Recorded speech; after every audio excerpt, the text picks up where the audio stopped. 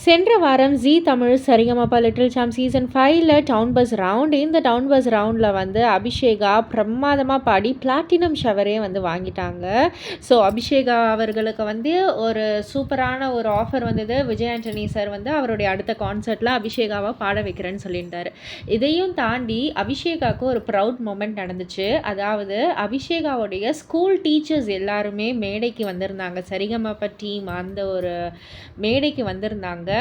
So வந்துட்டு அபிஷேகாவுக்கு வந்து ஒரு ஃபோட்டோ ஃப்ரேம் வந்து பரிசாக கொடுத்து அவங்க வந்து ரொம்பவே ப்ரௌடாக ஃபீல் பண்ணதாக வந்து சொல்லியிருந்தாங்க. அதாவது ஒரு மாணவியால் டீச்சர்ஸ்க்கு வந்து இந்த அளவுக்கு பெருமைனா அது வந்து அபிஷேகாவால் தான் அப்படின்னு சொல்லிட்டு அண்ட் ஒரு மாணவி வந்து டீச்சர்ஸை மேடைக்கு ஏற்றிருக்கா அப்படின்னு நினைக்கக்குள்ள எங்களுக்கு ரொம்ப ரொம்ப பெருமையாக இருக்குது அப்படின்னு சொல்லிட்டு அண்ட் அது மட்டும் இல்லை பல இன்னல்கள் பல கஷ்டங்கள் தாண்டி தான் அபிஷேகா வரா. நாங்கள் எவ்வளவோ வந்து அவளுடைய ஸ்ட்ரகிள்ஸ் எல்லாத்தையும் சொன்னோம். பட் ஆனால் சரிகமபா டீம் வந்து அதெல்லாம் நாங்கள் பார்த்துக்குறோம், திறமை இருக்கா அது மட்டும் போதும் அப்படின்னு சொல்லி அபிஷேகாவை கூட்டிகிட்டு வந்தாங்க.